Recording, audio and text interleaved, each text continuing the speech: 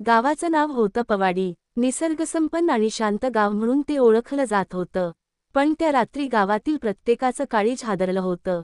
गावाच्या कडेला असलेल्या एका जुन्या वाड्याच्या गोठ्यातून उठणारा धुराचा गडगडाट पाहून लोक धावत आले. ज्योत इतकी प्रचंड होती की कुणाला जवळही जाता येत नव्हतं. कुणीतरी मोठ्याने ओरडलं, "आत कुणीतरी जिवंत आहे, मदत करा." धुरामध्ये किंकाळ्यांचे आवाज येत होते, पण ज्वाळा एवढ्या प्रचंड होत्या की आत शिरणं अशक्य होतं. गावकरी थरथरत बघत होते. काही मिनिटांतच आवाज बंद झाला, ज्योत मात्र वाढतच गेली. शेवटी जेव्हा अग्निशमन दल आलं तेव्हा फक्त राख उरली होती. त्या वाड्याच्या मालकीण होती पल्लवी देशमुख, गावात पलिताई म्हणून प्रसिद्ध. कष्टाळू, हसतमुख आणि सर्वांशी मैत्रीण. पण त्या रात्री तिचं शरीर जळून काळं पडलेलं सापडलं. पोलिसांनी प्राथमिक तपास केला आणि धक्कादायक गोष्ट समोर आली. पल्लवीला जिवंत जाळण्यात आलं होतं.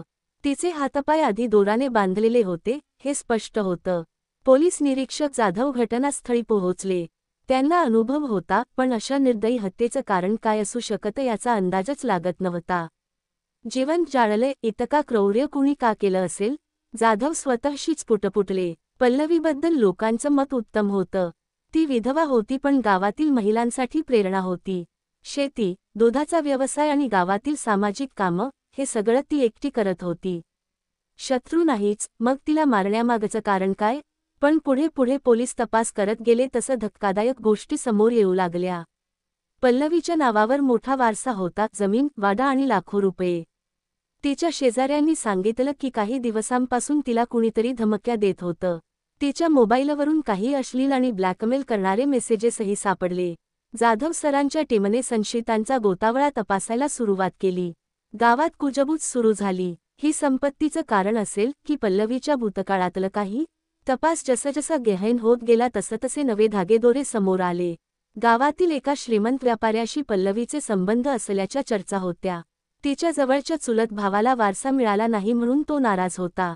आणि गावातील काही लोकांचा दावा होता की पल्लवीच्या वाड्यात रात्री अनोळखी लोक यायचे. एक एक संशयित समोर येऊ लागले, पण खरी गोष्ट पोलिसही कल्पना करू शकले नाहीत अशी होती. कारण जेव्हा सत्य उघड झालं तेव्हा गावचं नव्हे तर पोलिसांचंही काळीज दडपलं होतं.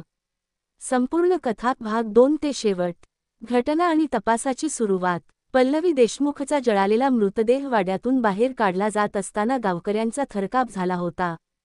पोलीस निरीक्षक जाधव सर आणि त्यांची टीम जागेवर तपास करत होती. जळालेल्या दोऱ्यांचे अवशेष, तुटलेल्या काचेचे तुकडे आणि एका टोकाला पडलेला मोबाईल फोन हे महत्त्वाचे पुरावे होते. जाधव पेक्षा जास्त हातपाय बांधले होते म्हणजे ही आत्महत्या नाही. हा सरळ खून आहे. पण कोण आणि का? शेजारीण शशिकला ताई पुढे आली. तिच्या चेहऱ्यावर भीती होती. शशिकला पेक्षा जास्त साहेब, पल्लवी ताई गेल्या काही दिवसांपासून खूपच अस्वस्थ दिसत होत्या. कुणाशी बोलत नव्हत्या. कुणीतरी धमक्या देत होतं असं ऐकलं होतं. जाधव सरांनी हे लक्षात ठेवलं. त्यांनी मोबाईल तपासायला घेतला. फोनचं स्क्रीन लॉक होतं, पण तांत्रिक पथकाने डेटा काढला आणि जे समोर आलं ते थक्क करणारं होतं. पल्लवीला गेल्या 2 महिन्यांपासून ब्लॅकमेल करणारे मेसेजेस येत होते. काहीतरी गुपित उघड करण्याची धमकी दिली जात होती. जाधव पेक्षा जास्त हे गुपित काय आहे? आणि इतका मोठा खून करण्यामागचं कारण काय असू शकेल? गावातील लोकांची चौकशी सुरू झाली. एक एक नाव पुढे येऊ लागली. 1. रमेश देशमुख, पल्लवीचा चुलत भाऊ. पल्लवीच्या वडिलांच्या मृत्यूनंतर वारशात मोठा हिस्सा पल्लवीकडे गेला होता. रमेशला काहीच मिळालं नव्हतं. तो नाराज असल्याचं सगळ्यांना ठाऊक होतं. गावातील मोठा व्यापारी, पल्लवीशी त्याचे जवळचे संबंध असल्याच्या चर्चा होत्या. काही लोकांचं म्हणणं होतं की सतीश पल्लवीला लग्नासाठी दबावत होता. काही वर्षांपूर्वी पल्लवी शहरात राहत होती, तिथे निखिलशी तिचे संबंध होते.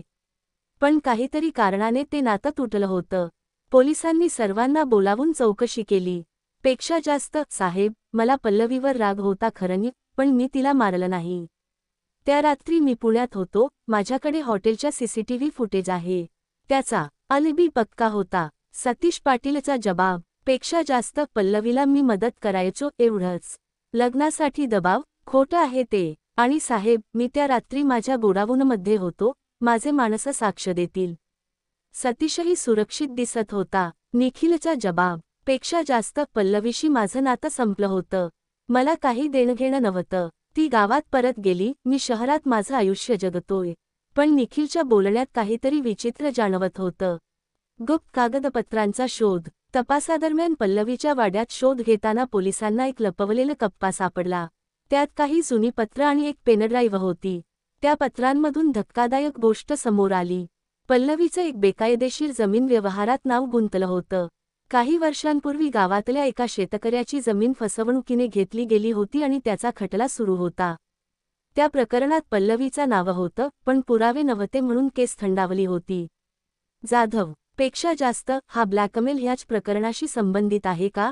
पल्लवीच्या भूतकाळातलं गुपित कोण उघड करणार होतं? तपासातील वळण. पेनड्राईव्हमधील व्हिडिओ पाहून सगळं स्पष्ट झालं. त्यात पल्लवी आणि व्यापारी सतीश पाटीलचा एका मीटिंगमधला गुप्त व्हिडिओ होता. ते दोघं बेकायदेशीर व्यवहारावर चर्चा करत होते. जाधव सरांनी सतीशला ताब्यात घेतलं. चौकशीत त्याने कबूल केलं. पेक्षा जास्त, हो, मी पल्लवीला ब्लॅकमेल करत होतो. मला पैसे हवे होते, पण मी तिला मारलं नाही. ती मला पैसे द्यायला तयार झाली होती. त्या रात्री माझी तिच्यासोबत भेटही झाली नाही. हे ऐकून पोलीस हादरले. खुनाचा आरोपी अजूनही मोकाट होता. तपासातील सर्व पुरावे पुन्हा एकदा पाहिले गेले. मोबाईल लोकेशन, गावातील सीसीटीव्ही फुटेज आणि साक्षीदारांच्या जबाबात एक साम्य दिसलं.